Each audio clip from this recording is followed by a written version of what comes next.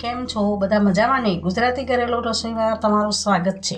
આજે આપણે બનાવીશું વધેલી ભાખરીમાંથી ઇન્સ્ટન્ટ ભાખરી પીઝા, જે નાનાઓથી માંડીને મોટાઓને ખૂબ ભાવશે અને બહારના મેદાના પીઝા કરતાં પણ ઘરના ઘઉંના લોટની ભાખરીમાંથી બનાવેલા પીઝા ખૂબ જ હેલ્ધી હોય છે અને સ્વાદમાં પણ ખૂબ ટેસ્ટી લાગે છે।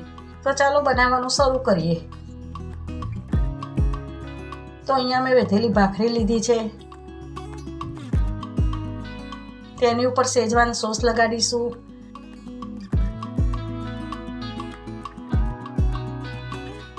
પછી તેની ઉપર કેપ્સિકમ મરચાંના ટુકડા મૂકીશું। પછી સમારેલી ડુંગળીના પીસ મૂકીશું। પછી સમારેલા ટામેટાની ઊભી ચીરીઓ કરીને મૂકીશું।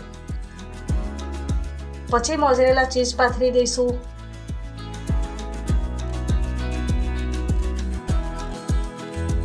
પછી ટામેટાનો સોસ નાખીશું। પછી ઉપર અમૂલ ચીઝને એક છીણીની મદદથી છીણીને નાખીશું।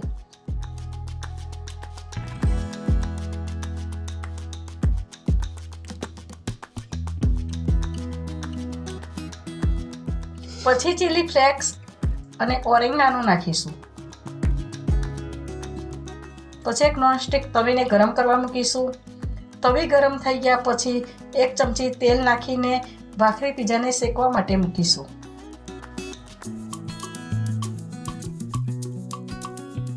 તમે તેલને બદલે બટરનો પણ ઉપયોગ કરી શકો છો। હવે ઢાંકણ ઢાંકીને 2 મિનિટ સુધી શેકવા દઈશું, જેથી કરીને મોઝરેલા ચીઝ મેલ્ટ થઈ જાય। હવે આપણે ઢાંકણ ખોલીને જોઈ લઈએ તો આપણું મોઝરેલા ચીઝ મેલ્ટ થઈ ગયું છે અને ભાખરી પણ નીચેથી શેકાઈને ક્રિસ્પી થઈ ગઈ છે। તો હવે તેને એક પ્લેટમાં કાઢી લઈશું। હવે તેને પીઝા કટરથી કટ કરી લઈશું।